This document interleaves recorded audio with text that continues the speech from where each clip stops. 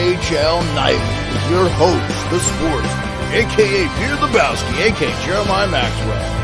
And with him, as always, maybe Pearlo, Wisdom, and Rico and Barry.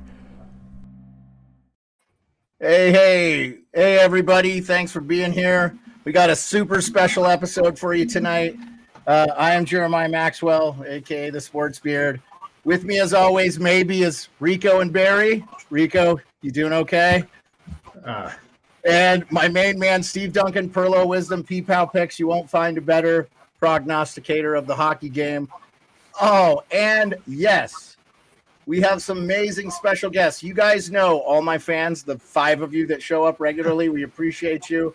Dylan and RJ from Emerald City Hockey, they're back again. I'll skip the formal introductions for them and get right to our super special guest, Mr. Jonny Lazarus, beat reporter for the New York Rangers, former college player for Mercyhurst and UMass, correct? Correct. And I got super special. Syosset's own, Syosset, New York's own. And he's living a dream. He's covering the team he grew up rooting for. I really appreciate. Also, co-host of Morning Cup of Coffee with hockey, Jeremiah. You listen every day. Yes, love the show. I get up at 5 a.m. to listen to it. I can't get enough hockey. For those of you know that I'm a vet with a lot of mental problems, it helps keep me alive. All this hockey stuff.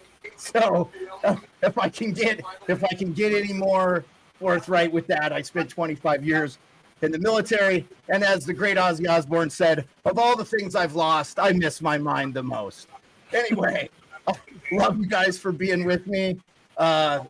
Rico, bear with us, buddy. I got Hot Take Hockey in the wings if you need help. Lucy, your stars. There should be a Stanley Cup team. Yeah, and yes, it is Jonny Lazarus. I did advertise it, Salty. My one mod is like, oh, we have Jonny Lazarus on the show. Yes, we do. Okay.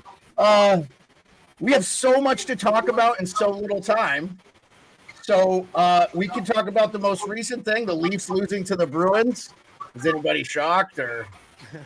I think Rico's got to start this one, right? Yeah. Oh, Rico, man, I'm so sorry. I was so hoping they could pull it out. But the Anchorage, Alaska kid, what can you do? He owns the Leafs. So the big question is, do they go back to Allmark now? Oh, my God. What if that is gone, right? And it doesn't matter. You can't. What do you think? Swayman, right? Swayman all the way, baby. Swayman. Pearlo said Swayman. What do you say, Mr. Lazarus? What do you say? I say Swayman. I mean, listen, I think I was all for the rotation when it started, and part of me still thinks they should do it, but you got to ride the guy who's been lights out, right? Swayman's been unbelievable, and I think Allmark would understand at this point if you go to Swayman. And it's not like those two guys are rooting against one another. They're all, in a collective group effort here, and they know what's at stake. They know what's at hand, and they're best friends, which I think helps the situation. But I imagine you got to go to Swayman, and if you don't, and Allmark loses, then what? Or if Allmark even wins, then what? I don't know. It's a tricky situation, but I think it's been made out to be way more dramatic than it actually should be. And if tonight told us anything, it's Swayman's net. Who could disagree with that logic? Yeah. But it's what do you think, Dylan? It's the NHL this year. Nothing makes sense. I mean, it never makes sense. It's the NHL in any year. But no, I agree. You gotta ride with Swayman. I mean, he's the hot goaltender right now. Like, you always ride the hot hand in net. That's the way it should be. I think it would be a massive overcorrection from last year if you truly stuck with the every other game rotation. I think then you've just swung way too far in the other direction. You got to just ride the guy who's vibing it right now, and right now that's Jeremy Swayman. What do you think, RJ, with 2 games, especially with 2 games in between game 4? The Leafs have to stew on this loss, and is Montgomery going to overthink this? I don't think so. I think he's going to know what's best. Look, there's a reason that no team in any kind of recent memory has won the cup going to the rotation like that. You have to pick a guy who's hot and just ride with him. And yet they may still go back to Allmark at some point later in the playoffs if they get far enough. That you still have the 2 goalies, but you don't overthink it. Yeah. Yeah, I can't see the I have to agree with you guys. It just makes total sense. Rico wants Ullmark because the Leafs can't score on Swayman, So, hey, just real quick, some new from notes from the league today that I noticed.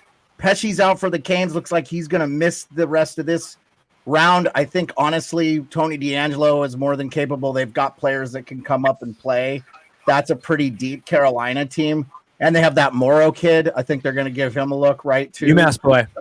Yeah, tell us about him, Johnny, for the people that aren't that don't know about his game. What do we expect? I don't think he's going to play, to be honest. I think they're going to go to D'Angelo. He has more experience. He's been around the block a little bit more. I mean, maybe Morrow gets a game, maybe, but I don't see them going with him. But again, he was one of the more dominant defensemen in all of college hockey this year. So skilled, like kind of has that Jack Eichel stride about him where he gets up the ice just effortless. And it's kind of tough to make a specific comparison. I've always said he reminds me a lot of Eichel, but like on the blue line, he's powerful, he's strong, he's big, he defends well, so offensive, can play below the goal line in the offensive zone. I mean, I think his game will translate well to the NHL, but I just don't know if throwing him in a playoff series is the best way to start. But it's good for him to get the experience and be along the ride with the Canes, and I'm sure he'll adjust well come next year when maybe he gets his chance. But this is probably D'Angelo's spot to fill in. And listen, I don't give the Islanders much leeway here, so I don't think the Canes are too concerned. So you think that Carolina is going to be fine without Pesci the remainder of this series? I said Carolina in 4, and even without Pesci, I might say Carolina in 3. Carolina in 3. Okay, that sounds like a Washington Capitals playoff series there. Dylan, RJ, anything? Dylan, RJ, David Quinn out in your hometown, San Jose. I don't understand that one. He did exactly what they needed him to do. Yeah, I mean, I don't fully understand it either, just given that the rebuild isn't fully over, right? I mean, I don't know, maybe behind the scenes there's something else, but I don't really know the harm in letting him stay for another year, especially if a bad finish in the standings probably helps you again. You want another high draft pick. Like, they're not ready to compete again yet. So I don't know why the rush from usually Greer, who I think tends to be kind of more of a slow and steady type of guy, doesn't overreact like this, but that tells me there must have been... And a BU guy, right? Isn't Quinn a BU guy too? Yeah, there's connections, all over the place there. But I wonder if there was something with, you look at how bad they were, and yes, they were last place, but they were exceptionally bad. And I wonder if that was bad for morale, and maybe that came out in exit interviews with the players, just how bad they were. And maybe you need to fix things, at least to an extent, right? Where you're bad, but you're not getting embarrassed. So Dylan, the Sharks win the number 1 overall pick. They're drafting. I mean, they're taking Celebrini. Like, there's no way around it. Anybody, whoever ends up first overall, you got to take Celebrini. He is the guy this year. There's no question in my mind. Yeah, makes sense. A big factor in this Leafs series, Nylander, that we found out today, Nick Alberga broke the news. Head injury with Willie Nylander. He had a concussion. He was throwing up. He got it in game 81, but yet played game 82. Go figure on that one, Toronto. Boy, they bungled this one. Anybody can jump in on this one, man. I mean, head injuries, it's like every sport finds a way to just mismanage this problem. Dude, I've got so much anger. If Matthews would have just buried one before going to Florida for those last 2 games, none of those guys would have even been playing. So, I mean, that's just...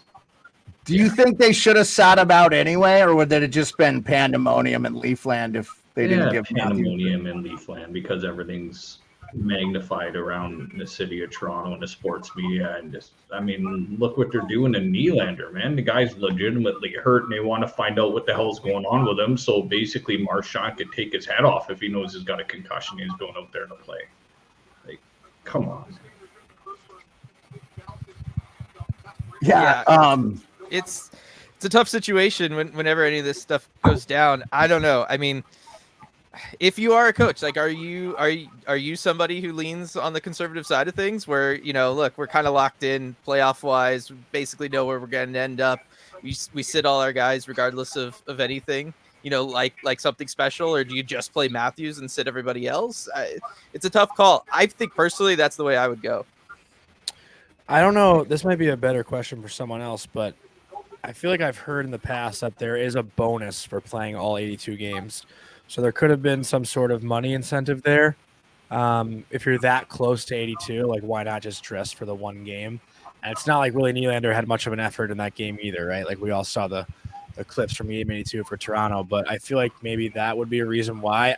I don't know if that actually is a true thing. I feel like I've just heard that from people that have played in the NHL or been around the NHL that there are a lot of bonus incentives that players want to hit, come the end of the season, and maybe the 82 games would be one of those.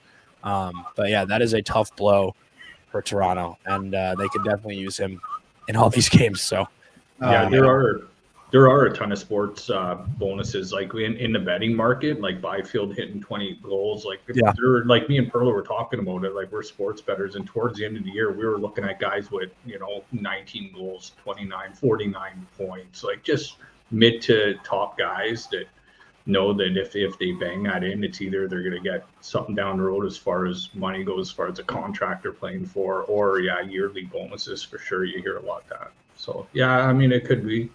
Nylander's been a durable guy, so it's not like Nylander's been out of the lineup a lot. So it's tough to hear if it's a concussion, man, because he's been on the ice skating. So people are like, if he's skating and doing the line rushes and stuff with the guys on the morning skate, like why can't he play? But hearing it's a head injury and it's a concussion, that makes a lot of sense as to what the injury is for Willie. Yes, I caught the fake Andrew Bouchane in the chat. He's banned. Woo-hoo. Sorry. Anyway, we've had some bot problems on this show, so it keeps the conversation going. Really quick hockey update. We're more than halfway through the first with Vegas and Dallas. No score there. It looks like it's been pretty back and forth, and they're singing the anthem in Edmonton, so we're about to get underway there.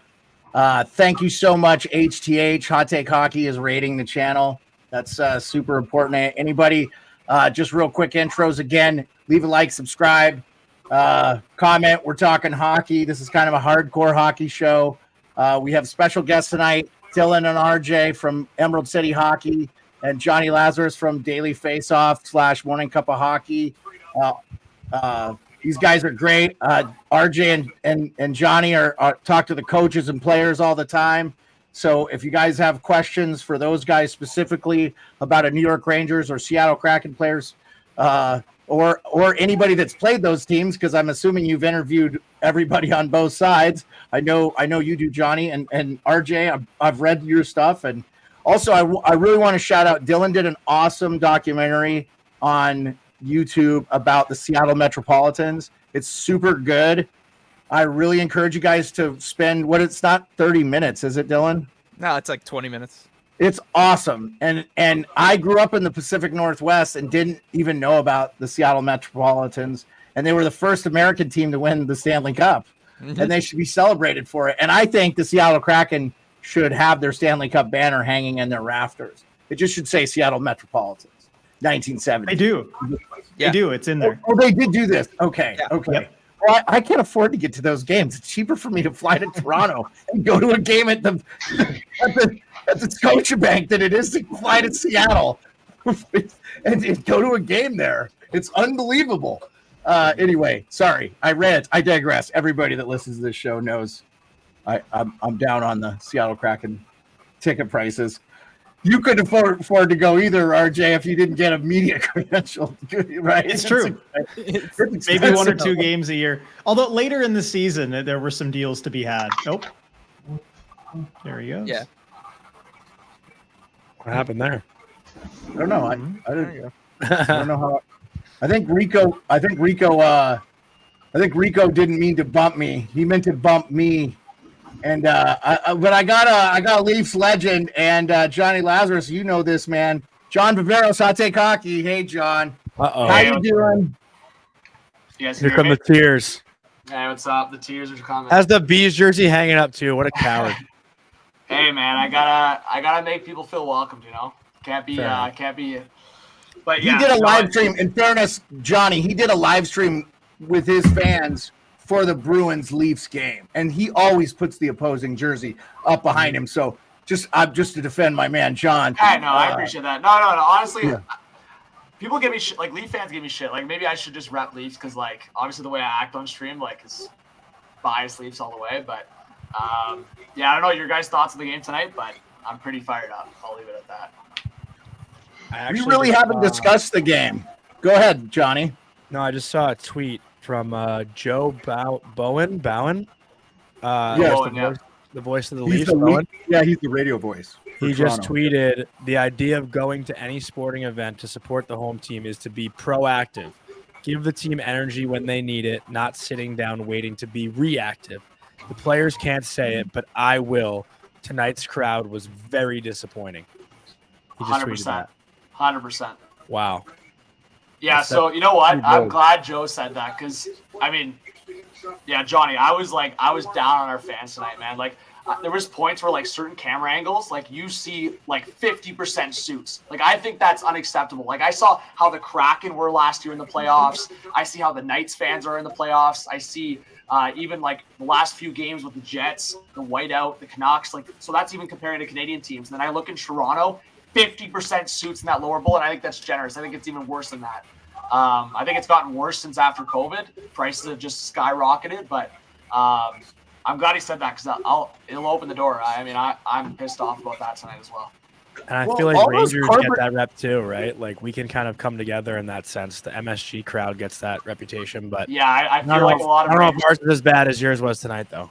No, definitely not. And I was going to say quickly that, so I was looking at tickets even like maybe an hour before the game, and like the trend is like sometimes maybe they go down, but it was 370 Canadian for one ticket to sit way up standing room nosebleeds. So I can only imagine what the prices were in lower bowl. 370 per ticket. For a first I paid $370 for my ticket that was on the ice when I went to the Calgary game in Toronto in November. So I thought that was a great deal. Calgary game in Toronto? Mm-hmm.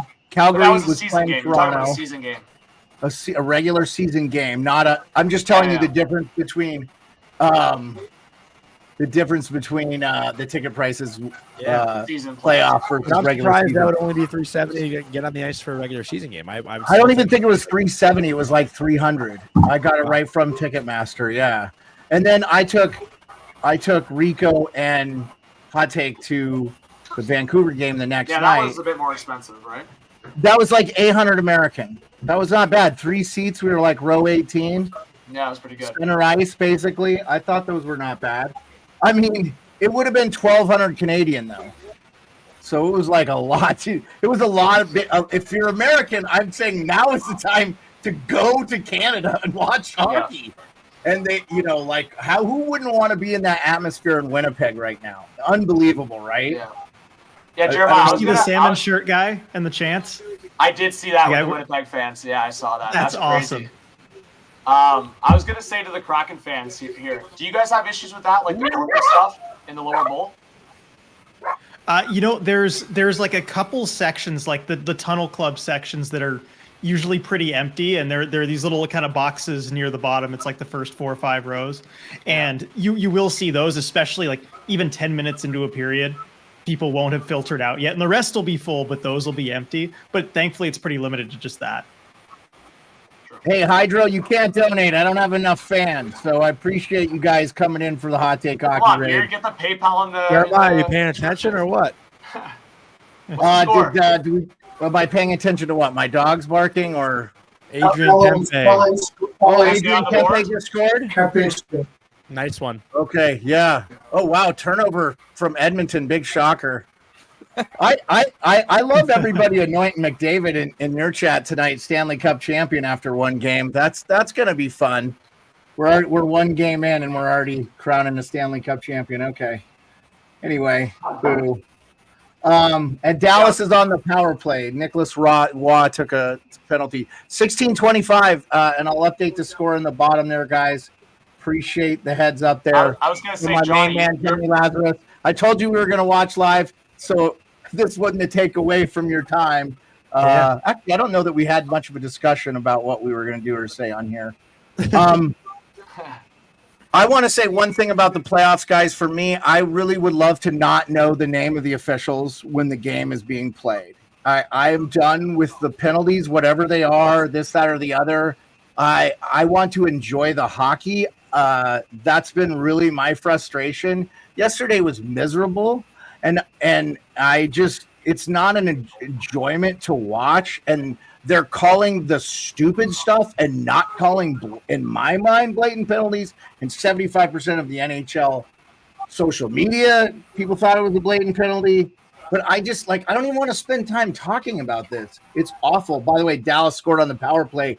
Jason Robertson, America. I can't wait to play Canada, by the way. Sorry, Rico, Pearlo, and Hot Take. I can't wait to play Canada in the how are you guys feeling? All I know is I had Dallas puck line first period. So. Dallas puck line first period. Okay.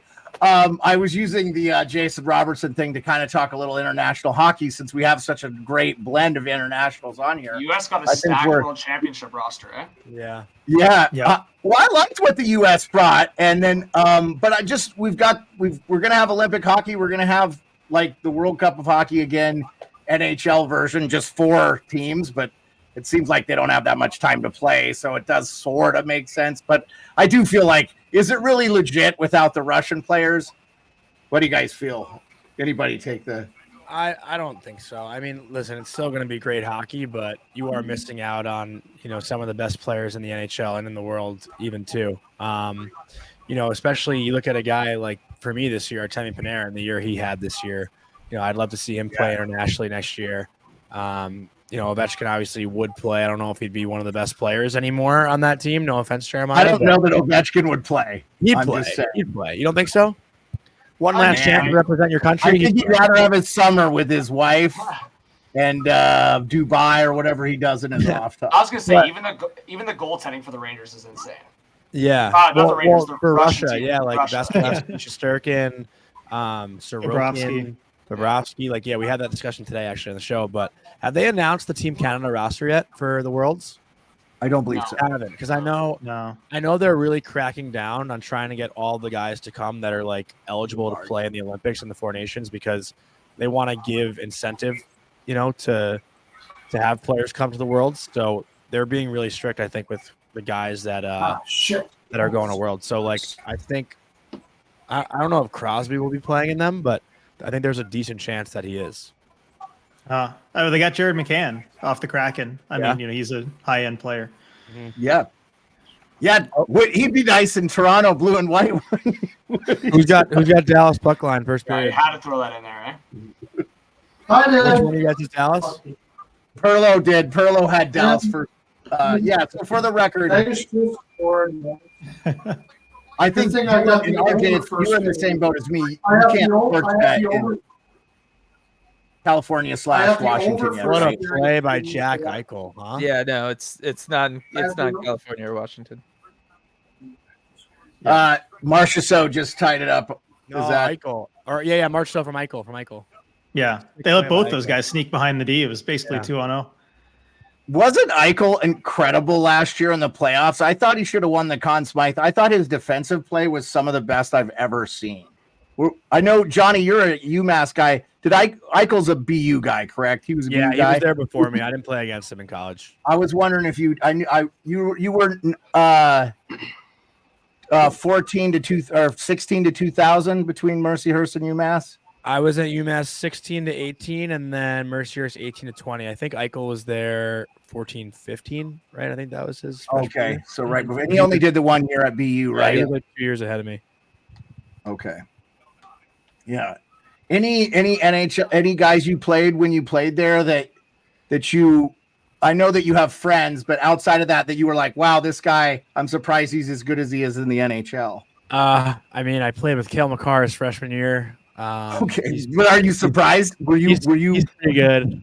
No, but when you played with the Cale, did you think this guy is going to be the greatest defenseman since Bob Orr? Did you think that in your head? You being a Rangers fan, did you think this kid is the next Brian Leetch but Canadian? No, I don't think anyone did. And I'm not taking away credit from Cale. Like, we all knew he was sick. Did we think he'd be? I think the potential to do it, maybe 5-6 years in, not right away. Like he went into the NHL and he was an immediate star from the second he stepped foot on the ice. Again, I was only with him his freshman year though, and I think his freshman year was way different than his sophomore year. His sophomore year, he really excelled. So I can't speak to his sophomore season, but freshman year, he kind of struggled a bit. So, you know, I knew he'd be unreal. I didn't know the immediate impact he would have. I know Jeremiah was just missing that, but no, I heard everything. I'm sorry. You're good. When my dogs go nuts, I have to just make sure it's not a moose. Welcome to living in Alaska. Yeah. So I have 5 of the little ones. They're just barking at the neighbor dog and driving me nuts because they waited for the show. They've been laying around like got slobs all day doing nothing, and now they want to be little bastards. I think they were just trying to talk about Makar. Yeah. Yes. No, I heard everything you said about Makar. That was super cool. Awesome guy too. Yeah, he seems like a great kid, man. Like RJ, you've talked to him. I know that Seattle doesn't play. What are your impressions? He's hated there too, huh? He gets booed there. Yeah, no, he does. I mean, with what happened in the playoffs last year and like taking out Jared McCann, actually, we just talked about. I mean, it was kind of a weird play where the puck popped up into the netting, and he claims he didn't realize it was out of play. I mean, it was in a fan's lap by the time he, ended up crunching McCann into the boards there, gave him a concussion, and it was pretty bad. And so, yeah, since that point, he's been booed. I mean, he's not that kind of guy. You look at his full career, right? He's not out there trying to hurt anybody. But that play by itself was pretty darn bad. But yeah, no, I mean, it's just kind of the one little blemish, but I think Kraken fans tend to remember that. Mm-hmm. Just a little. So Colby Cohen tweeted out, who does the Bruins start, Swayman or Ullmark? And we talked about that on this show. I think Colby might be listening to us, Johnny. We should see if he's he's up this late. Yeah, he does have by now. That was 41 minutes ago. So in fairness, I can't believe there's debate. They've got to ride with Swayman. I don't know how there's debate. I get they've done it the whole time, but that's my opinion. Like, yeah, but it's not like Ullmark. It's not like he played bad the other night. He played good enough to get a win. No, I get it, Johnny. But I'm just looking at like the whole thing with the Leafs with Swayman specifically is like they've never been able to get like that third goal, and like that was the difference between the Ullmark and Swayman game. Like, as much as like I agree with you, I think Ullmark was unreal, but 2 and 3 goals can make a huge difference in a playoff game. So I just think it's as simple as like maybe you don't overthink it. You've won both games with Swayman, ride it out. Like if Swayman loses next game, then you alternate again. Quick note for you, Hot Take Hockey. I do want to take a little bit of umbrage. You calling that third goal a bad goal from Sammy? I disagree. I thought that was a really incredible shot from Marchand. And no, I looked back. I thought it was a good shot. It was a perfect shot. Okay. But I was more so just on the vibe of like watching some of the saves Swayman made. How about the Leafs just don't let them win the puck and drive in and score? No, I know. Dude, Sammy didn't have a stick, so he had to like sit his ass on the ground while Marchand ripped that top shot. Yeah, that's to cover the bottom of the net. Yeah. He didn't have a stick in his hand.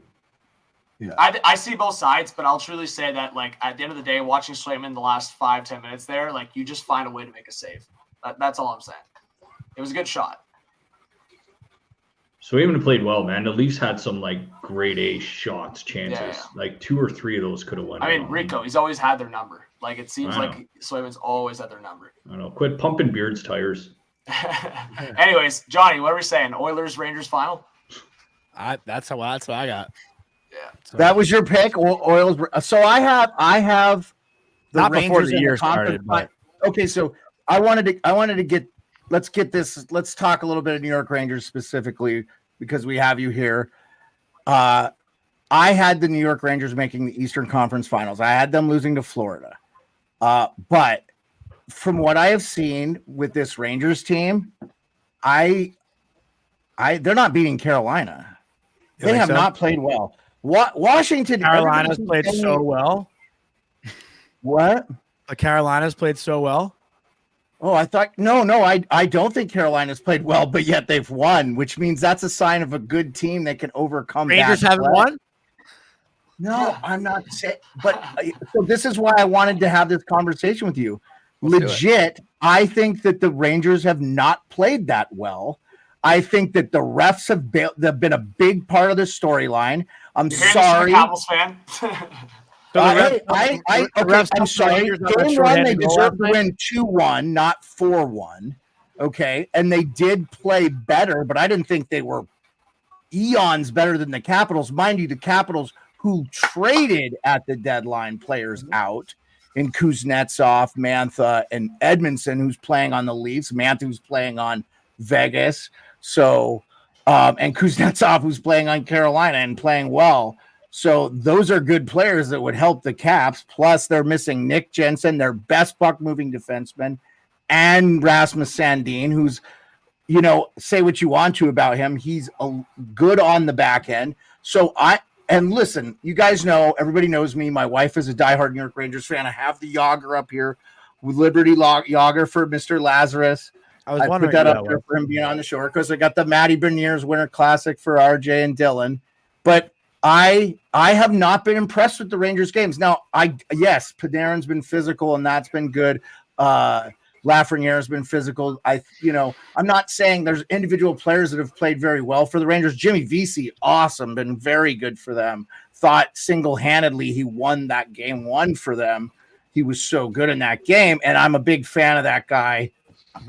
Just like how he plays hockey. So,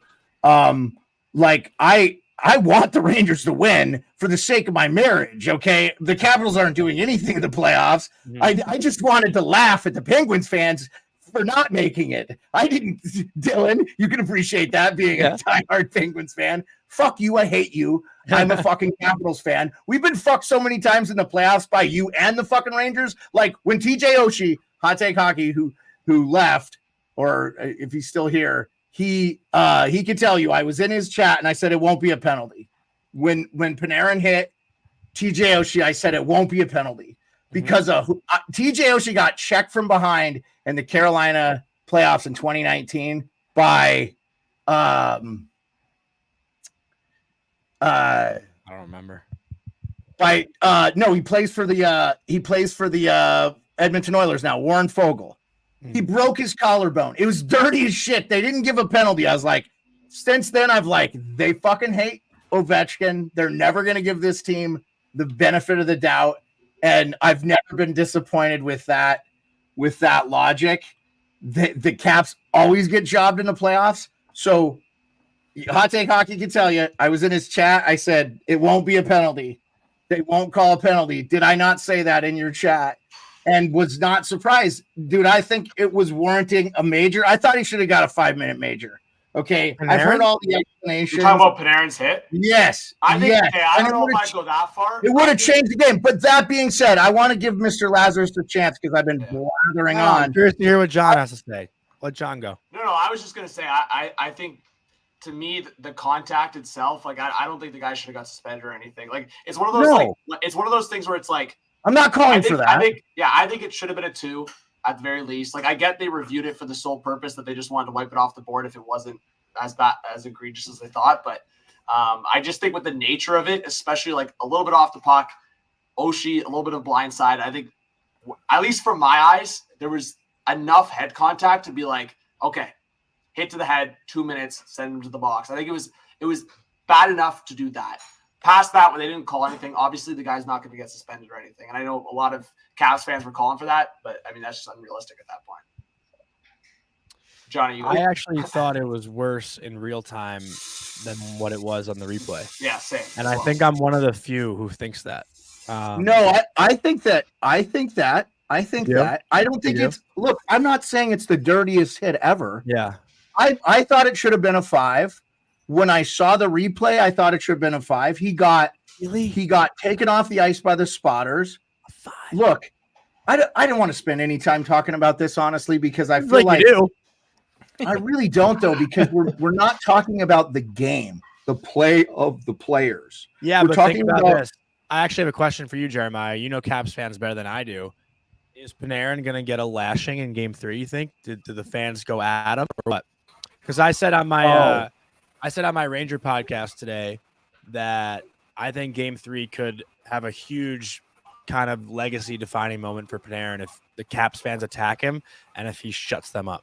Especially if Tom Wilson's involved with the history. So here's what Tom Wilson won't. I'm telling you he won't. If he does, he's a dumbass and I'll never support him. Yeah, he's never done anything like that before. No, I'm saying he should not do anything. He should not do anything. Now, if Beck Malenstein goes after Panarin, who cares? Yeah. Right? I see what you're saying. Just because of the value he can bring If Nick Dowd goes after Panarin, who cares? Tom Wilson should stay away from it. I want to see McElrath fight that pussy Rempe. I'll tell you that right now. But, that's it. Lazarus will give his for that one. Beard, shots That's fired. all you're getting from me. I don't want to go down this motherfucking road. Okay? I don't want to go down this road. I did want to go down this road. I don't want it to. I want to talk about the game. I don't think the Rangers have played their best hockey. Okay, here it is. My wife coming Rico, in. The beard dial went up a little bit there. Eh? He's a fucking pussy, but I'm just saying he wants nothing of McElrath, and that's who's gonna fight him. Because it ain't gonna be why would he fight right now? Right, yeah, man. I think Reppy's just gonna laugh it off. He's gonna have to fight. He should have had to fight for the hit. If the Caps go up 2 goals in Game 3 or Game 4, it'll happen. Fight. So was Rempe's elbow? Jeremiah, I was going to ask, the goal that went through that Rempe got a little bit of the elbow, was that on Malestein? I believe so, yeah. Yeah, he elbowed Malestein. That was also a penalty that didn't call either. But again, I had no problem with the Rangers winning that game. They deserved to win it. 2-1, maybe not 4-1.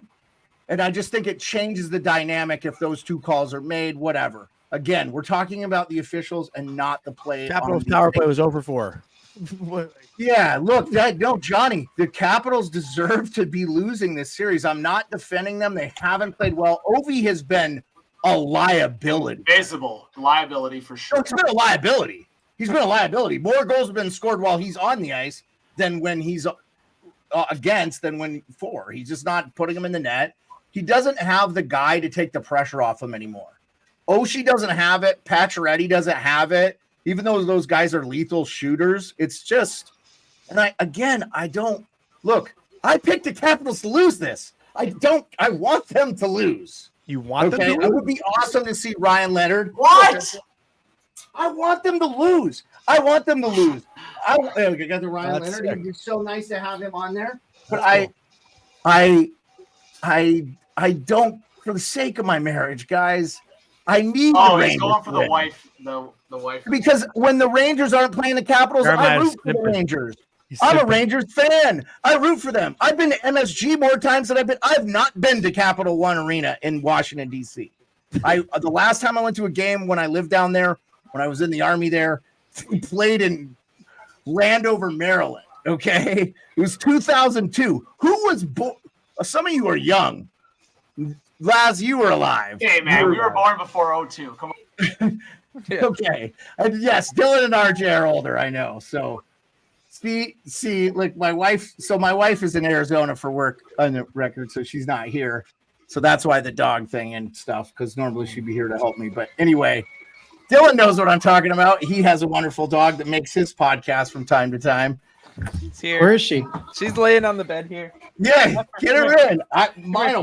KP's can come up here if he wants, but there she is. Yeah.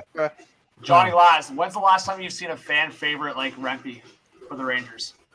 And I like Rempe. I think he's good for the Rangers fans and stuff, but you've never – go ahead. I'm sorry, Johnny. I didn't mean to step on you. No. I just – it's listen, is the whole thing as warranted as it's become? I don't know. Like, listen, I think what I love about it is honestly his personality more than his play. Like being around him, he really just is like you feel like you're talking to a 21-year-old kid who's having the time of their life. And LA just scored again, by the way. And I think that's what makes him so likable, and that's what bothers me about Kempe again. Wow, that's what bothers me about the hate he gets around the league because. Oh my God! What a deflection goal! I didn't see the replay. He deflected it out of the air, Jaromir Jagr style. Ridiculous. I did not put that goal on any goal. Wow. That goal was ridiculous. Adrian Kempe, he owns he owns them, by the way. He had a primary assist on both goals. That's crazy, Kopitar, too. Dylan and RJ, you see Kempe a lot. He's one of those guys that doesn't get a lot of play that us West Coasters are always like, this guy is so underrated. When it comes to most underrated, what do you guys think? Either of you take it. Yeah, no, he's been an underrated guy out here on the West Coast for a very, very long time. I mean, Kopitar is Kopitar, right? Like, he's always going to be good. He's obviously slowing down as he gets older, but like Kempe has been one of the driving forces of that team for the last couple of years now. I mean, he's just so consistent and so solid. He can skate. He can be physical when he needs to be physical. He can do ridiculous stuff like this, right? And be super skilled when he needs to be. He's up there as one of the most underrated guys, I feel like, on the West Coast in the last like while. Like Hampus Lindholm for a long time was my guy. That like the East Coast never paid attention to Hampus Lindholm. He was fantastic when he was with the Ducks. Kempe's up there as maybe. Now they're like, who is this guy? He's so good with the Bruins. Yeah. Are you guys seeing what's happening right now? That mess around the net. What's going on? McDavid celebrated. Huh. I know I'm a little bit behind you guys, so I'm just seeing it start. But remember, Dylan, last season too, we were talking about Jared McCann, maybe having the quietest 40-goal season as far as just talk around the league. And I think it would have been if not for Adrian Kempe also getting to 40 goals. Yeah. No, nobody talked about that at all. I didn't even realize Kempe got to 40. That's ridiculous. And I feel like I'm a uber nerd. And I watch a lot of the Kings games. Especially early this season when they were really good. Unfortunately, I don't get to watch a lot of the Kraken games because they're regionally blacked out for Alaska. Thanks a lot, Root Sports, you freaking douchbags. Hey, like, Kempe was probably the Kings' best forward in the playoffs last That's year. got to be a penalty shot, I think, no? Well, hey, that happened in the Leafs game tonight, guys. Should you be able to review if the defenseman covers up the puck? We can do these lousy offside reviews, but you can't review if didn't Lindholm cover the puck in the crease, John? I mean, again, I don't know if there was a good camera angle, but there was a clear shot that had Lindholm reach for the puck. I don't know if he actually covered it in the crease. Oh, okay, so inconclusive, you think? That's what I'm saying, inconclusive. But maybe if there was an actual review process, they could have caught it. But I mean, it looked pretty obvious that he was reaching for the puck to get it out of there. But yeah, no, I mean, I don't see this puck off the line. I don't think they're reviewing never something crossed in the line. Edmonton. I'm gonna pop off. I want to say bye to everyone. Hope you guys have a good night. Thank you, John. Good to see you, John. Hey, cheers, boys. See ya. Yeah, I appreciate Hot Take Hockey. He brought in like 45 people with him too. He had I think he had 700 in his chat at one point tonight. And this is on a night when the Spit and Chicklets are doing one and the Wet Jeans podcast guys are doing one. So, those guys draw like 14,000 people in there. Where is that puck? So I haven't seen anything that would call it a goal. And I don't think if it ever they goes blew the in. whistle Yeah, I agree. and the ref doesn't point. No goal.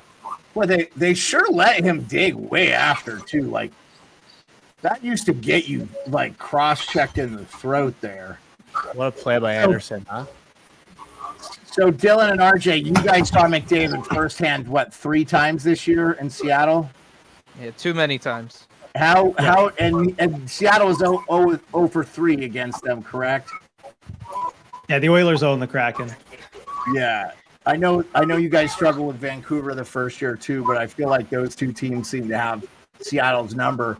What's it like seeing McDavid in person? I saw him at the All-Star game a couple years ago, and I know, Johnny, have you skated with McDavid? Did you do one of your skate interviews like you do with like Bleacher Report and stuff? Yeah, I did one with him, but like I've never like played hockey with him.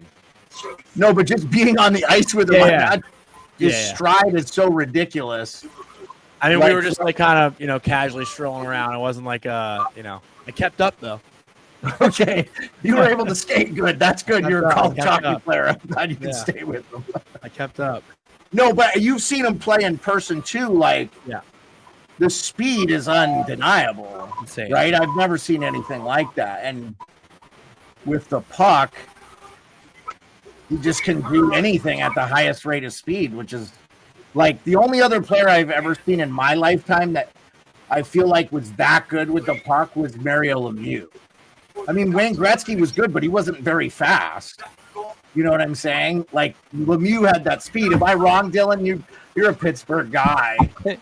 No, I don't think you're wrong. I think even McDavid is kind of in a league of his own. Like it is such just another level from anything that anybody's ever done before to be that fast, to be the fastest guy out there and stick handle and puck handle and make moves and not to mention he's like sneaky physical while he's going that speed too. He's got to physically engage guys to go around him or go through him, right? You think it's a lot of his highlight reel goals where he's dancing through like 4 guys.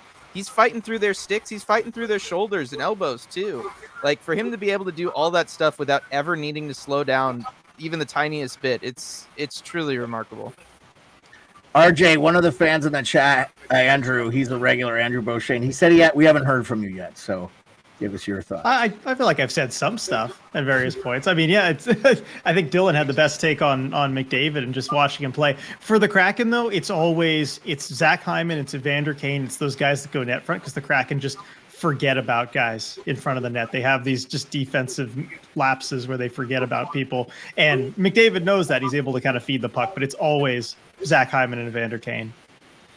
So real quick on the Kraken, and Pearlo was on this at the beginning of the year. He thought they wouldn't make the playoffs, and I staunchly defended them. But his only logic was, and I thought it was flawed, but I don't think he is now. I think Pearlo was bang on in this assessment, was that the Seattle Kraken shot a super high percentage of goals last year.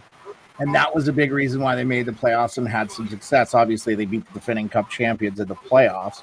I thought that was no small feat. I also... is that ultimately, do you just feel like that was the reason they didn't make it? I mean, or just were the losses of Geeky and Donato and those kind of guys that really helped them last year? And then, of course, Burakovsky not healthy again. I'll let you guys answer. You want to start, Dylan, or should I go? Yeah, no, I can. Look, the shooting percentage, we knew it was going to come down. It came down. It kind of swung drastically the other way as they ended up bottom 5.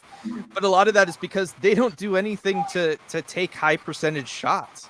Like nobody on this roster goes to the slot. Nobody goes net front. Nobody goes anywhere where you would traditionally go when you're struggling to score. And that was the big problem for them this year, was just there was a lot of games where they needed to manufacture a goal. And this is just not a roster with guys that play that way. And that was a big problem for them. They've got one guy in Jaden Schwartz, but it's Jaden Schwartz. He's going to miss, a quarter of the season every year. That's what he does. And then the other guy is Shane Wright, right? The young guy who comes up, played fantastic while he was in there. And then, we'll see what he can do for a full season next year. But that's the problem, is that, the shooting percentage was low and nobody did anything to try to fix it. Yeah, I mean, I think there was certainly that. And I mean, you mentioned, Dylan, too, that Hackstall kind of wanted to run this like net front triangle kind of system. They would just spam that every time in the offensive zone. They just didn't have the personnel to run it, at least not until Shane Wright came up for a few games. And then all of a sudden it worked. So there was that. Oh, sorry. I'm really intrigued. I didn't mean to cut you off there, but I do want to ask you before my brain forgets it. Is Shane Wright a full-time Seattle Kraken next year? Oh, yeah, 100%. Definitely. Okay. He's going to come into camp. They might ease him in kind of a third line type of role to start. But I mean, the hope is that he can be the 2C by the end of the season. And Dylan, correct me if I'm wrong, you went to Coachella Valley quite a bit, didn't you, to watch them play? Yeah. And the plan is to go for a lot for the playoff run too. Oh, okay. Awesome. Yeah. So that's still going on. Obviously the AHL playoffs just started. They were in the finals last year, Coachella Valley. They lost to the Caps Hershey Bears, in fact. What an incredible series. It went 7, correct?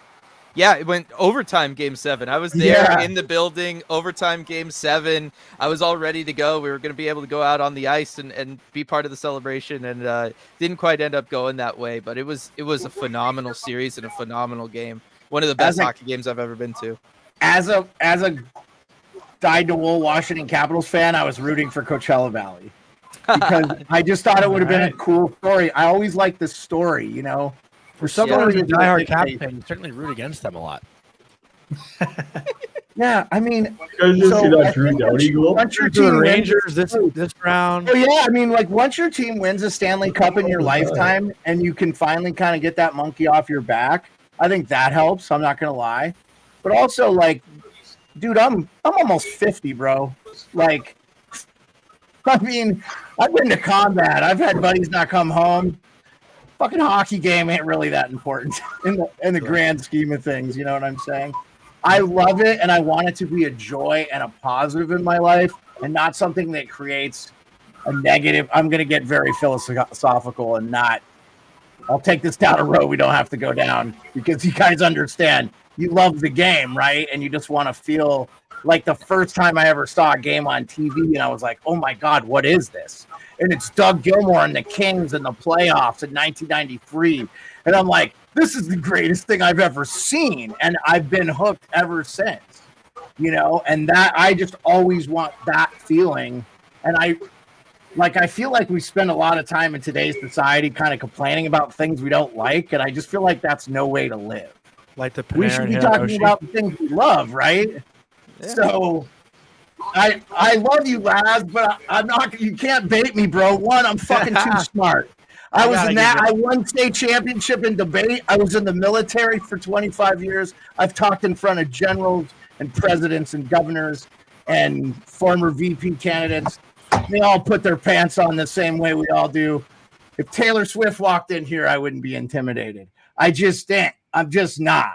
This is the guy that could go up to Ken Hughes at the bar and talk to him about his Lane Hudson and his puck moving ability, and then to see him sign him the next day. Guys, this happened to me at the Frozen Four because I talked to Mike Fuda. I went up and, just because I'm not afraid to say, hey, when I saw Biz, he's like, where you been? I hadn't seen him in 3 years. He's like, yeah, where you been? Like, because I hadn't made some of their other events. It's expensive to fly out of Alaska, guys. It's expensive.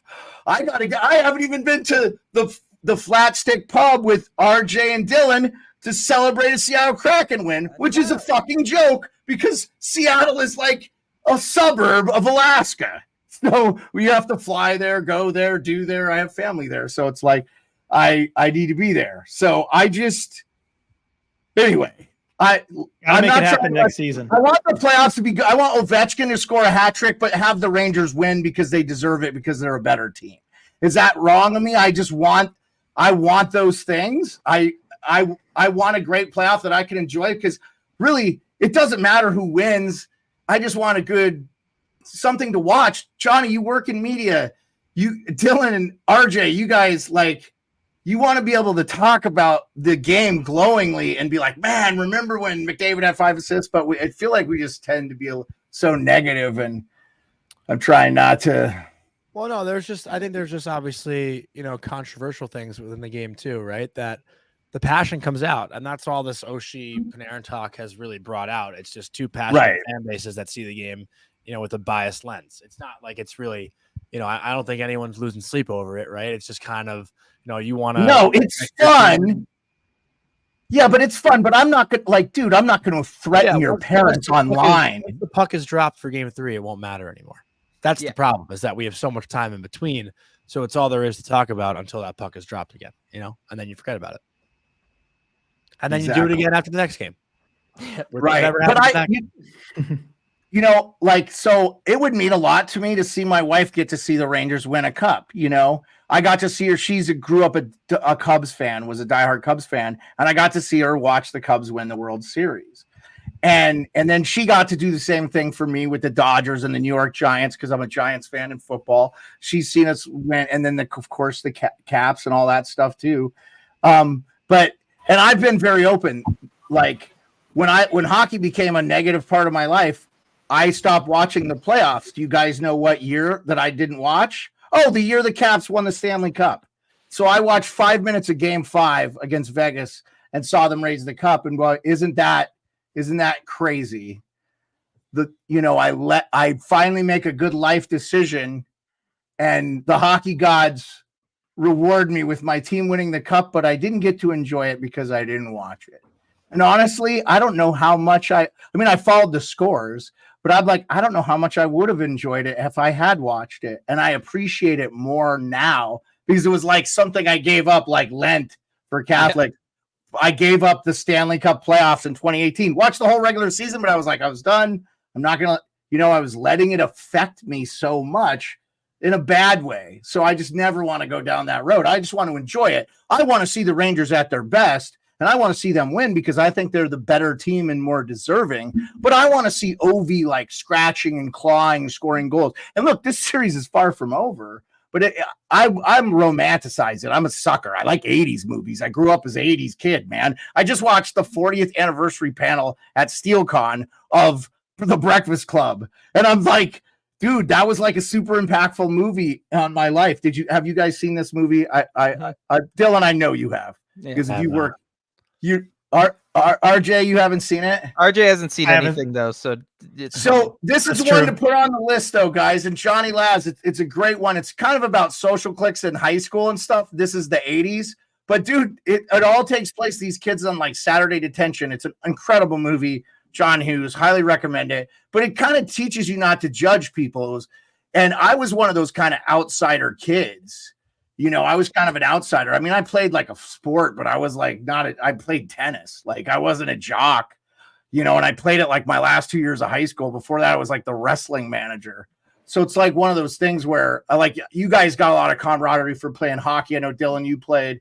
Rico played high level. He played, I think he played AA, or he played up there in Canada juniors and stuff. He's originally from Thunder Bay. Rico is. So, he was a good player, and I know Pearlo played. They keep popping in and out, but we're not talking gambling, which that's their forte. I wanted to have a hockey conversation with you guys. I kind of told Laz that's just what I wanted to have. It was like feel like it was a conversation with you guys. But anyway, that's me. I'm not trying to wax poetic, that ridiculously, but I just it's I want. It was nice. It was nice. Yeah, no, it's what we all want, right? Like, especially doing the job that we do. Like, the more accessible hockey is, the better hockey is. The more people that can find it and then hopefully become fans. Like, it's a rising tide lifts all boats situation. So you could ask RJ. I do this a lot. I've upset members of our community in the past too, because I've been okay with certain things happening in Kraken games if it doesn't benefit the Kraken, because you know what? It meant a better product. And sports is entertainment. And so at the end of the day, the most entertaining outcome's got to be what we kind of root for. And it's like I said, it's just better for all of us involved, especially on the media side of things. So I have a question for you guys, because RJ, you're doing the games, you're there, you're reporting like my man Lazarus is. But Dylan, you're at home and you're running the podcast, you're doing all the producing, so you're a little bit removed from the game. So I imagine, RJ, it's probably a little bit more meaningful for you if they win, because you're dealing with them face to face. And Dylan, you can kind of remove yourself from it because you're not physically there, right? Yeah, and I think that does happen, and maybe sometimes, certainly during the year, maybe I'm willing to give a little bit of a spicier take, because I don't have to go face Dave Hackstall the next morning at practice, because I you don't have to answer for your mouth, son. I got you. Lazzy, oh, sorry, RJ. Oh, go ahead. No, go ahead, Johnny. No, all you. No, I was going to say that, oh man, I lost my train of thought now. But I mean, I think it's a lot more fun. It's not even that you're necessarily like, you're not at the games like rooting for anybody, but it's just a lot more fun covering a winning team versus a losing team. And I think we've seen a lot of both over these last 3 years with the Kraken. And, comparing the two, it's definitely just a more fun atmosphere. Everybody's just having a better time, I think. Yeah. I think also for me, I don't, so there's a little confusion on what I do too. I'm not a Rangers beat reporter. MSG is like my hub. So I cover the Rangers, but I'm also talking to a lot of other teams that come in. Like I actually did do a story on the Kraken when they were in town. I had a nice little chat with Jordan Everly, which was really cool. It was kind of like, I feel like that was a little bit before the deadline, right? Like maybe like a month leading up to it. I forget what the exact date was when you guys were in town, but I think just always being around positivity is a better product for media, unless I think there's some storylines that attract certain fan bases. Like I know there was essentially like a hit piece on Lindy Ruff with Devils fans, and they all wanted Lindy fired at some point in the year, and that's what was going to do well for the fan base. So when you talk to the players, that's kind of the approach you have to take. And I think whenever you go into a conversation with a player or a coach, you have your story in mind, and you just are looking for the answer that will make a good quote for the narrative you're trying to push. And that could be a little bit challenging at times too, because a narrative you want to push, if that doesn't happen in the game, it makes the story a little bit harder. So there's always these different approaches. And I think people that aren't really in it don't understand how difficult it really can be to get the exact thing you want for your story, when sometimes the answers aren't really provided, and you feel like you gave a good question. Like there's so many times where I feel like, oh man, like I could have asked a way better question in that scenario, but the response I got from the player turned it into a good question. Mm-hmm. Whereas I feel like I have this great question prepared, but the response that I got was just not what I was thinking in my mind. So it's a little bit of a battle just to find that perfect recipe. When you want to keep it light, sometimes the player doesn't want to talk that day, and it's tough. Like they don't take the bait. Yeah. So there's always like little things that go into it, but you know, it obviously is a lot of fun, and you kind of just have to learn how to pick your spots and know when to ask the question and know when to just kind of shut up. And sometimes, you know, you feel like you have to ask something every time. And I've learned that, listen, you can just be there and not say anything if you don't have anything, and you don't have to force it. But I do actually have to hop in a second, guys. So I just want to give like one more question if you want, Jeremiah, but I got to get a podcast out by midnight. So I got to do a little bit of editing here right now. Lazzy, you read my mind. We're at an hour. I told you guys an hour. Thank you so much. I did have one quick question for all of you, but like, I just wanted to ask you specific to that, what you were talking about reporting. So it's a real delicate, you say hit piece. What do you mean by that? And then don't you have to have a pretty good relationship with the team, right? If you could ruin that and maybe, I'm not saying lose accessibility, because if you're pressed, they credentialed you or whatever. I don't know how all that works, but like, oh no, I didn't do that. I was just referring to there was one morning where, you know, I'm not gonna like name names or anything, but I know the Devils reporters, you know, there was a lot of conversation about firing Lindy Ruff. There were chants in the arena, fire Lindy, fire Lindy, fire Lindy. And I think sometimes as a reporter, you take that opportunity to really fire up a fan base, knowing that's what's going to get clicks, right? So I think like maybe 2 mornings before Lindy actually did get fired, I know a lot of the beat reporters put out stories like the Devils have to part ways with Ruff, and I know that's like sometimes you look for things that give you clicks, right? Because you know that's just the nature of the business sometimes. But you know, there's always scenarios like that make it a little bit difficult when you know, players and coaches, they might say they don't see a lot of stuff, but they do. And I'm not saying you have to be careful. You have a job to do, but, like, you're going to face the music sometimes if you put stuff out there. So, you know. Yeah, no, I appreciate that, and I appreciate your candor. I just wanted some clarification on that. Yeah. You seem like a guy I that did not put out a hit piece on Lindy Ruff. No, I knew that. I knew that wasn't you. I was saying, speaking of that real quick on that, what do you guys think of that hire? Lindy Ruff to Buffalo. I don't know. Like, why? You just running that back again? Like, why? I don't get it. A little early. I mean, they've gone through 7 other guys to try to get back to the playoffs, so might as well go back to the guy who did it last, right? Yeah, I guess so. I mean, You're going to recycle someone. Yeah, I think uninspiring. You know, I'm a fan of Lindy Ruff's, though. Like, I really do like him. I heard the players really like him too. Yeah, he's such a kind guy. Like, he really is. You know, I had the chance to meet him at the draft last year and his son. And his son Brian's actually become a friend of mine, but like a really just genuine human being. And, you know, Alex Tuck said it was his favorite coach growing up. So I think there's like some meaning there when you have probably, you know, I know they talk about Darlene potentially being a captain, but if you ask me, it's got to be. I'm not in that room, but like I would think Alex Tuck, born and raised Buffalo, you know. I agree. Good leader, good player. I think he'd be the guy wearing the C. And, you know, I was actually talking to Tage a little bit because we grew up together. Well, not grew up together, but we played together for like a couple summers. And he said he's heard great things from his brother Tice, who was in the Devils organization. Then got traded to the Islanders. So I know the guys there looking. They played in Alaska. Tage did back in the day. He played everywhere, I think, right? Yeah, his dad was all over. But great city. You know, they deserve the playoffs. So hopefully it's rough, man. You know, 13 years, longest professional streak of any franchise. Yeah. So yeah, I know. Dylan and RJ didn't have much to say on that. Hey guys, thank you so much for coming out and talking hockey. And we really didn't get the answer about the Rangers and I feel like their play, but you'll hear about it tomorrow. Don't worry. Yeah, no, but well, we're gonna see. I hope we get a good series and some good hockey. That's what I want to see. So. Any series is Johnny, you can let yourself go, and Dylan and RJ, if you want to hang out for a few more minutes, we can. We didn't get to talk to you very much. It's really up to you. You guys are West Coasters like me. Actually, it's only 7 o'clock here. I still got 3 hours of daylight, baby. So you're going to be up at 9 a.m. on our show in the chat, right? Yeah, I wake up at 4:55 to get on and listen to you and Kobe every day. And you do a great job, and it's an unbelievable way to start my day. And you guys are treating each other really well from time to time.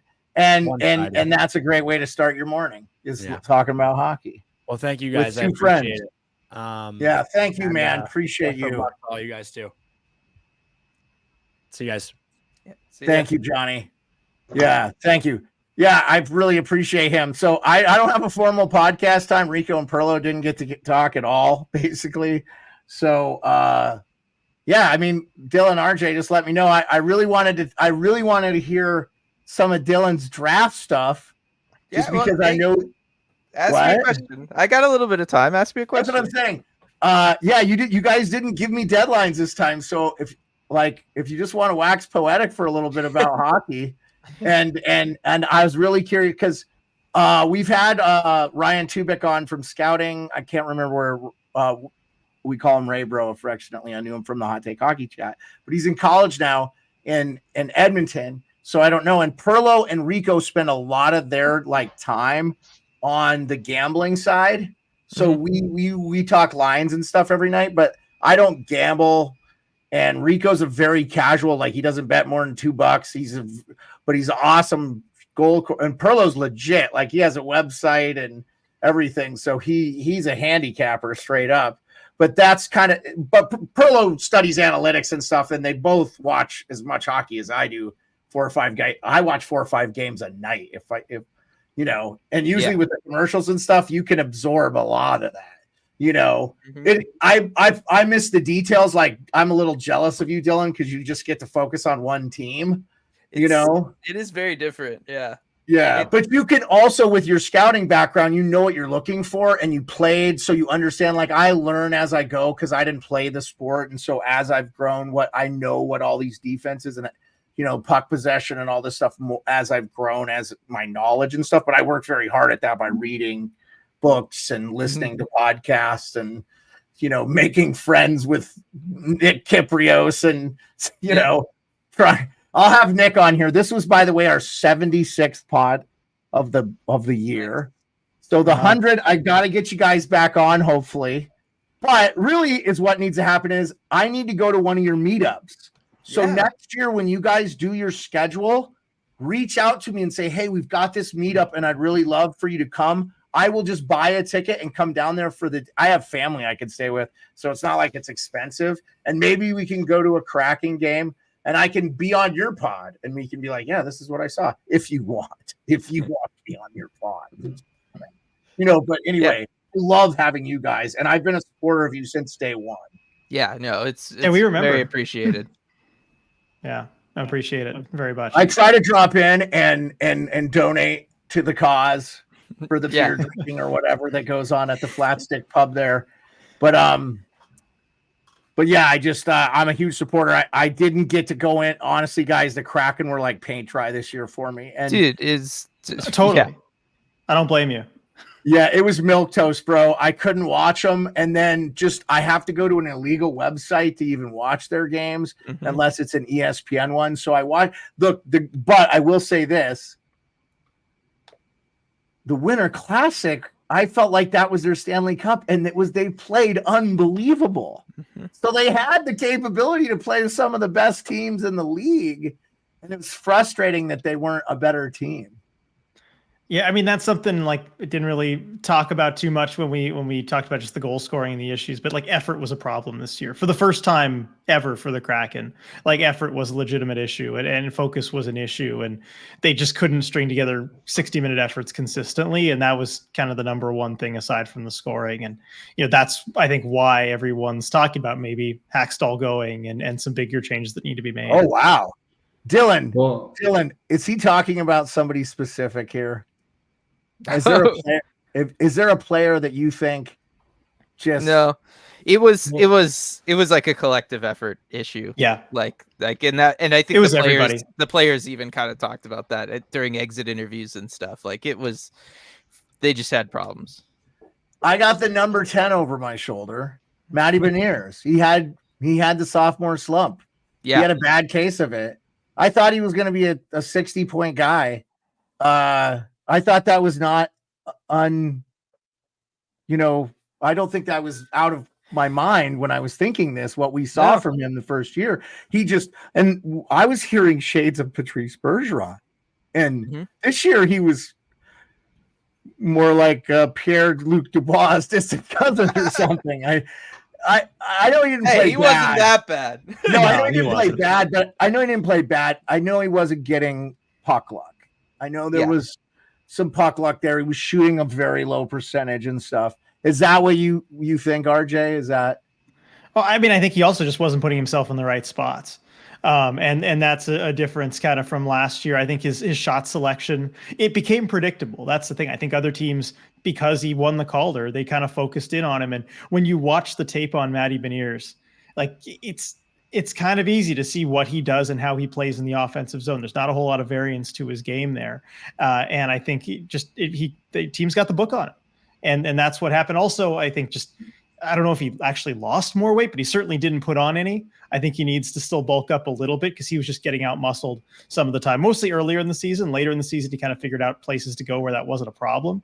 But still, I think, that's probably what happened. Yeah. I know that's not uncommon. Dylan, is that your assessment? Any other players you want to highlight? Yeah, I mean, it was, like I said, a lot of the problems were a collective group effort. Nobody goes to the front of the net. Nobody goes to any of the areas where you're going to have a better shooting percentage. So nobody really did much to help the cause, so to speak. I mean, look, they were a bottom 5 team in scoring, bottom 5 in shooting percentage, and you could easily see why if you just watched them play a couple games in a row. You could just tell that nobody was doing anything to change that. And that's a problem, right? You have 2 8-game losing streaks this year. You have massive problems scoring. You got great goaltending. Defense was all right. And you're losing all these games, by 1 goal. And you're just like, why is nobody just grinding one out? Why is nobody, shoveling garbage? Why aren't you throwing pucks to net and then going there and trying to bang one home? And it's like, that stuff's hard. It's hard on the body, but that's what you do when you're slumping. And nobody ever did that. And they just weren't able then to get out of any of their slumps. And it just compounded over the course of the year. Yeah. Vince Dunn playing 59 games didn't really help for the Kraken either. But saying that, there are some notable free agents. Who do you guys see maybe not being on the Kraken team next year? And what do you think is maybe a recipe for success to maybe turn it around to make the playoffs next year? I mean, I think of the UFAs, I don't see any of them really coming back. I don't think Tatar is coming back. Schultz isn't coming back. Drager is also UFA. He's not coming back. I mean, and of the RFAs too, I don't think they're going to qualify Yamamoto. Is there someone I'm missing, Dylan? No. I mean, of the RFAs, like Maddie and Tolvanen, those are the 2 coming back. Outside of that, I don't think anybody's coming back. You got to have a spot open for Shane Wright, who will be an everyday player next year. And then, ideally you want to try to bring in a dynamic, scorer, somebody who can try to be close Steven to a point per Stamkos game. If he's going to leave Tampa, but look, if you're Stammer, if you're Jake Gensel, if you're even Sam Reinhart, right? Like there's only like 3 guys at the top of this free agent class. Do you look at the Seattle Kraken team and go, yeah, I'll sign up for that? When you have the whole league probably bidding for you? I mean, like, how was that your best option? Then you got Utah trying to get up to the cap too, so they might just splurge on somebody. They're going to spend. Hey, I'm so glad you brought that up, Rico. So today, Ryan Smith, the new owner of the Utah whatchamacallits, I hope they pick Yeti. Before we go down that road, you guys went through this with the Kraken, RJ, Dylan. Mm-hmm. I love the name. I think the jerseys are clean. I love the Kraken, what they did. I know people were upset. I thought it was a great name. The logo is incredible. I think it's one of the best jersey designs ever. I own 3 Kraken jerseys. I have 4. I have the reverse retro. I have the home and away, and then I have I have 4 Kraken jerseys, man. So I love the jersey. I think it's great. And I think the name is great. Branding, I think, is super important there. But you had to have the market. I think Utah showed they had the market with 22,000 ticket sales. Now they got to pick the right mascot, right? Yeah. Yeah. I mean, that we've seen some of the team names. What do you think of the team names, Dylan? I don't love many of them. Like What about Yeti? Utah Yetis. That's the one, right? No, Like going with another cryptid right after the Kraken. I mean, I don't know. And you've got I don't think so. I didn't think of that actually. That's brilliant. As far as like actual like branding and everything that I can see ice. I could see that one. Like I can actually, form that in my mind. I could see people saying it. I could see a broadcast saying the Utah Ice. What would you go with as a logo, Dylan, for that? For the ice? Well, that's the other fun thing is you could go in multiple different directions, right? You can have a Yeti as a mascot. You could have right? I mean, that's what the Winnipeg Ice did. Right? Yeah. The WHL before they moved. Like you can go in any direction you want with the branding standpoint if you go with something like the ice. You're not boxed in at all. I think Mammoths is just a weird name. Like think about a broadcaster saying that. Oh, Clayton Keller just buries one for the Mammoths. I think a Mammoth goal from Clayton Keller. There we go. I don't know. I think ice, and I'm okay with like Utah hockey team. Like just go Utah HC, go for it. I liked Utah Hockey Club. I thought Utah Hockey. You can make Club a wicked logo out of UHC, like on the logo. Yeah. Like you can make that cool. I didn't hate Utah RJ Hockey Club or Utah HC. I didn't hate that. Utah Grizzlies. Yeah, Grizzlies I think we wanted Sting, like when we were talking about options, they didn't end up going with, it looks like, but like Sting, some kind of B related Venom name, was one they filed. Venom was one. Yeah, the B has a big play with the state of Utah, doesn't it? Right. So, but everybody's saying they don't have a B theme, but the Blue Jackets are a B theme. I'm like, have we forgotten? I know they have the Cannon jerseys, which I personally think should be their primaries. Isn't that a wasp though? Technically different. I thought a Blue Jacket was really, it's a Civil War thing. It's not, No, I know it's a Civil War thing. I mean, but they have a B mascot, right? They have the B mascot. So I kind of always just associated them. Yeah. Yeah. Well, and then the Lightning have like a lightning bug. So, and he's like a bee. No. Yeah, that's all I'm saying. I'm not trying to Raptors though. We like Raptors, like the dinosaur type of thing. Would have been fun. Andrew says Utah Bigfoot. If they went with Bigfoot, they might as well go with Yetis because Utah Yetis sounds good, Andrew. I like Yetis. Doug is with me. Yetis. He likes Yetis.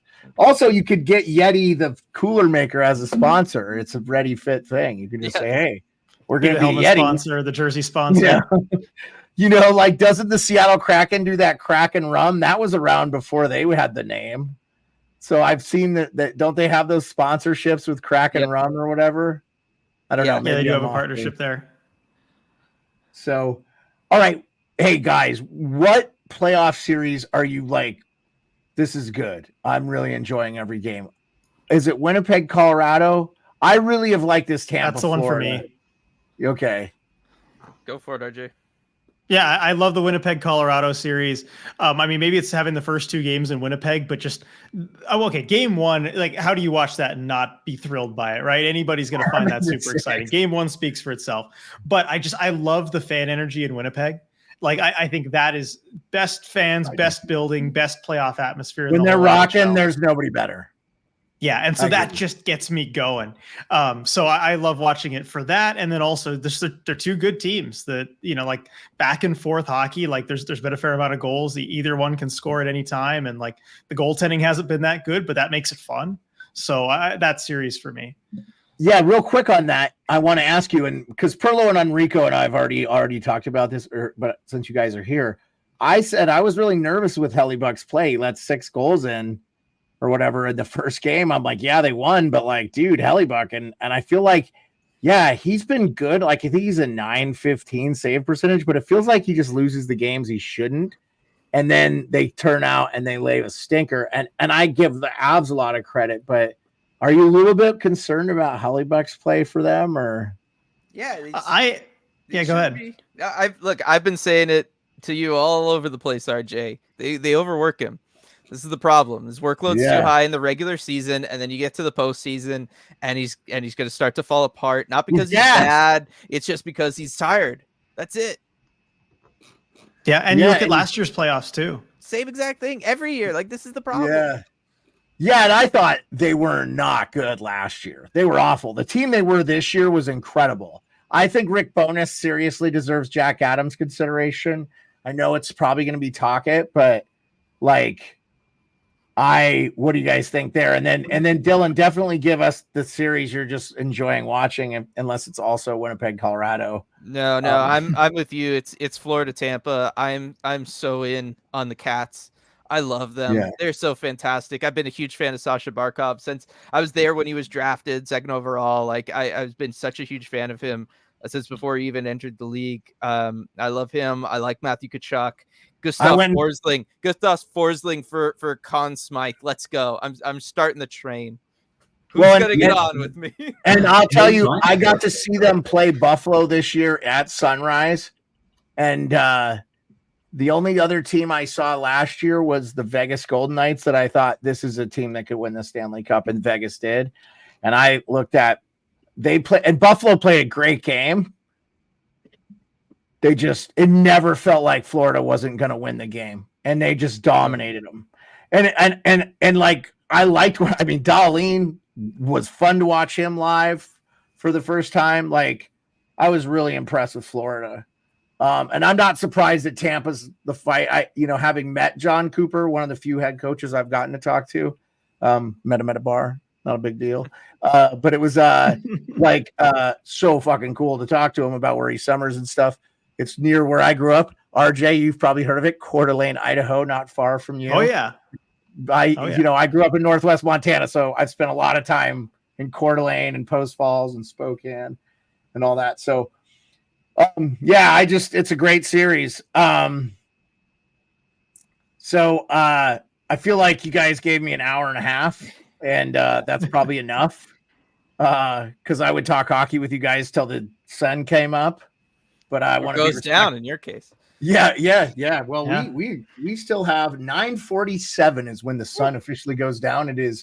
I basically have 2.5 hours more of daylight. Not too bad. No. It's nice. It makes but I will also tell you the lake's still frozen. We still have snow on the ground here too. So long days, but it's only 49 degrees. So. Yeah. Fellas, you can make a sweat for every Canadian team right now. Like, look at LA's doing to the Oilers. Mm-hmm. I mean, Oilers got like 11 shots almost halfway through the game. Next thing you know, Hellebuck lets in 6, then he lets in 5 against Colorado. Demko's out for Vancouver, and they're going back to Nashville, tied 1-1, where they're smashing cars outside the stadium. It's just going to be a gong show in Nashville. And the Leafs, man, they're trying to slay a demon in the Boston Bruins, which finished almost first in their division this year. So, I mean, all 4 Canadian teams have a little bit of, we're up against the ropes, and we thought all 4 were going to advance. Going on with all 4 of them right now. Really, you were all in on all 4 of them? Because RJ and I are not on that boat. That's for sure. Winnipeg was 3-0, 17 goals to 4 against Colorado. They dominated them this year. Every game I watched, Winnipeg and Colorado, which I made sure I watched. I love the doggo. Hey, doggy. I'll get KP. KP. Come here, Capes. But I was on Winnipeg. I think Vancouver people were underrating. I think they're a much better team than they've been getting credit. The Demko thing is crushing. So that sucks. And I do think Toronto's a better team than the Boston Bruins. It's just it's like the Caps and the Penguins. They have to overcome Boston. It's not even that good a Boston team. I don't understand. Andrew Peeke couldn't crack the lineup in Columbus, and he's he's on the second pair for the Bruins. He's out injured, but still. Boston. And then who am I missing? Edmonton, Vancouver should have moved on. Winnipeg, Toronto, a little dicey. Okay, but Toronto, who am I missing? Edmonton. Sorry, Edmonton against LA. Did not 1 second think. I thought, well, maybe because it's the 3rd year down. LA's playing good though, so this could be. They're not taking penalties. LA's not taking penalties. That's a problem. They're not giving Edmonton a power. Well, that's what they need to do to beat the Oilers. Yeah, they're playing it smart. It won't last though. Like they're gonna get outskated. There's no way that series is gonna stay this way. Yeah.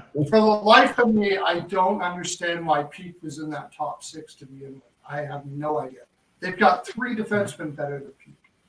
Why was he? I have no idea. Okay. You And And his Vegas injuries, scores to too. take the lead. Oh, dang. Oh my God, dude. Oh I my had God. Dallas. By the way, I have Dallas in the Cup final. Me too. Dude, me too. Against Imagine Big finishing mistake, first in guys. the Big Central, and who mistake. do you got waiting for you is Vegas. You got to But, let dude, I teams pick thought their Dallas opponent. was going to play LA. Yeah, LA was dumb and won that game. I was talking to a Kings fan earlier. They played Just themselves. like, what? Why did LA win that last game of the season and do this to themselves? Like, ridiculous. Why would you go and face the Oilers? The Oilers have their number every year. It was so dumb. But then when you say that, would you be shocked if the Kings won this series? I watched Yes. the Kings with David Rittich Yeah, beat I would. Edmonton earlier in the year 2-0 at home. LA was garbage at home, and they beat the Oilers 2-0. And this is after the Oilers got out of their losing streak, so they were good again.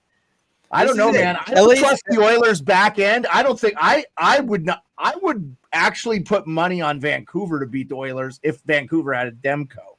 Because by the way, Vancouver was 4-0 against Edmonton this year, and they dominated them. And Tockett's got them playing smart. A lot of those games were early in the season against the Woodcroft Oilers, which were just a different team than what this is right now. Oilers just scored. Okay, thanks. Yeah. So I gotta get going here though. Hey, Dylan, thank you so too. much, man. I really appreciate you. Please reach out, guys, when you put your schedule again for next year. When you're doing an event, especially one where you're getting money or you're doing donations, if you're doing charity, I'll come down, man. Yep. It's a business expense, so Yeah. I'll write There it you go. off, That's good. and I will come Yep. see you guys. I want to hang out with you in person, and just thank you for being cool to me all the time. I really appreciate from day one. I'll always be a supporter. If anybody asks me about Kraken stuff, I'm like, talk to Dylan and RJ. They're the best, and your show's awesome. I try to tune in as much as I can. We're doing this 4 days a week now, so Yeah, I appreciate it. Love being on. Thanks for having us. Yeah, always a thank great you, time. guys. Yeah, appreciate you. Nice to Thanks see you again, guys. guys. We'll talk to you later. We'll be back tomorrow, 10 p.m. Eastern. Thanks, everybody.